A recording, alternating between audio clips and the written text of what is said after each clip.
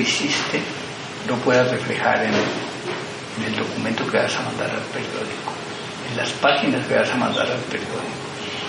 Y ahí sí es muy difícil lograr combinar estas dos etapas, estas dos experiencias. Si lo logras, tendrás un gran reportaje. Por eso García Márquez era tan bueno como reportero, porque cuando le tocó una tragedia de un derrumbe por allá en el 57, se fue, no le tocó el derrumbe, pero se fue después a narrar lo que había sido el efecto de ese derrumbe en la gente. Lo hizo espléndidamente, casi no estaba metido en lo que había ocurrido, creo que fue en Medellín. Era editorialista de novedades y me interesó mucho, yo nunca había visto un huracán. Y ahí vamos, recuerdo que fue la señora Eva Sámano, la primera dama, una señora maestra muy, muy padre. Y las brigadas, quedó eso aquello destruido. Y para ustedes como periodistas, ¿cómo era ir a una situación así en ese año 1959? ¿Qué tuvieron que aprender? Era descubrir la naturaleza en toda su furia. En realidad, si te pones a ver a la distancia de tantos años lo que fue esa experiencia, es el otro México, el que no nos toca vivir en las ciudades, a no ser que sean ciudades costeras como Veracruz, Campeche, Guerrero, Acapulco, por supuesto, ¿ves? Pero ¿ves? Pero es una revelación de la importancia que tienen los recursos naturales y de cuidar la naturaleza para evitar pues lo que llaman desastres naturales, que en realidad yo naturales lo pondría entre paréntesis, porque en realidad son creados en su inmensa mayoría por el hombre.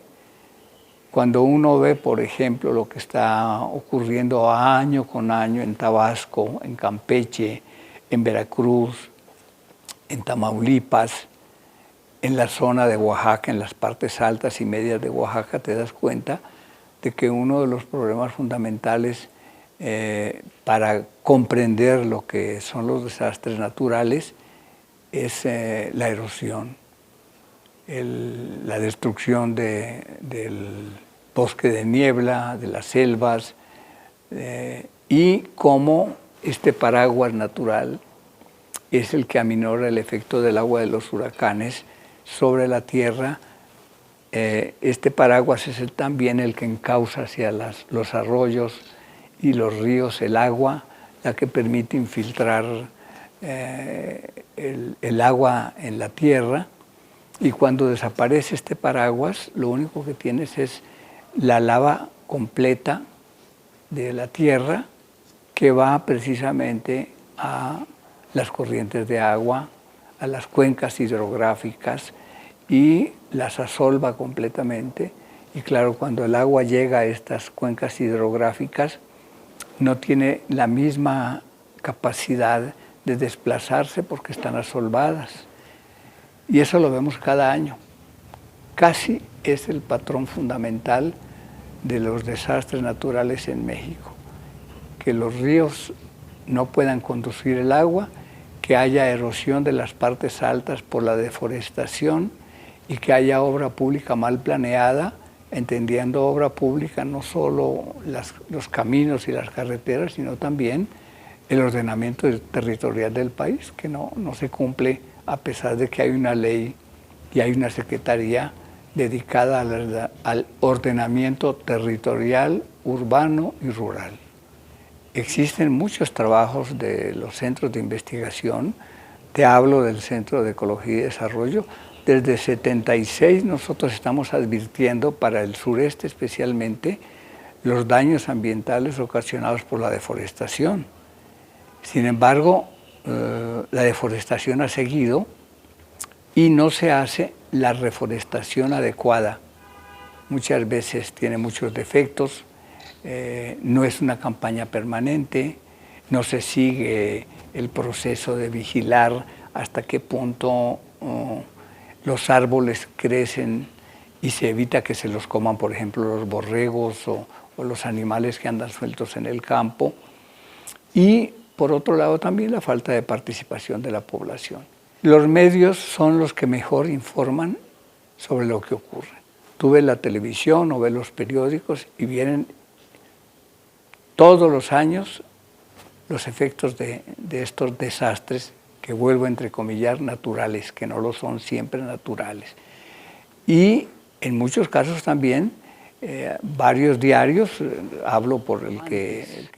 Y lo que tenemos que hacer es, conforme al planteamiento que hizo en 2012 la actual administración, el presidente Peña Nieto, fue darle un cambio total a la política de prevención de desastres y, entre otras cosas, también coordinar esfuerzos a nivel federal, estatal, municipal, con la colaboración de la población. Esto no se da. Cada año es lo mismo. La población es la última que se fijan las autoridades cuando es el factor fundamental. Con una población organizada para enfrentar los desastres tendríamos menos efectos negativos. Y lo único que se hace muchas veces es decir, en caso de huracán, esto lo veo yo sobre todo en el Golfo y el Caribe mexicanos, estos son los lugares de refugio. Pero mucha gente no deja sus casas ante la inseguridad, porque hay saqueos. Lo fundamental en estos casos es que vayan al campo, que no hagan las notas en la redacción del periódico, sino que los periódicos los manden donde esté el problema, antes de que ocurran los desastres, antes de que vengan los efectos de los ciclones o de los huracanes o de lluvias intensas.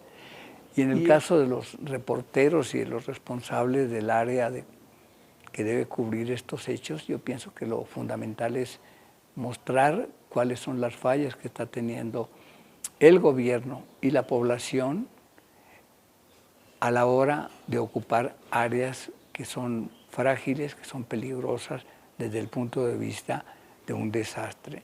Y esto no se hace.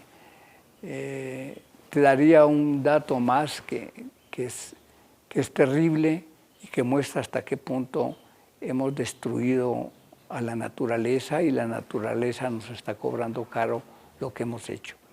Bueno, más que los periodistas, yo diría que los directivos de los diarios, los dueños de los diarios, son empresas, muchas de ellas familiares, ¿ve? Que lo que fundamentalmente les interesa no es ir sobre las causas, sino los efectos. Y yo eso lo llamaría amarillismo de la naturaleza. No estoy de acuerdo con eso. Yo creo que lo que debemos de ir es a prevenir. Mira, a mí lo que me ha tocado vivir en desastres es que generalmente no conocemos el medio, no conocemos a la gente. Y actuamos muy tipo urbano. Y el desastre en las zonas rurales es de tal magnitud que te saca de quicio.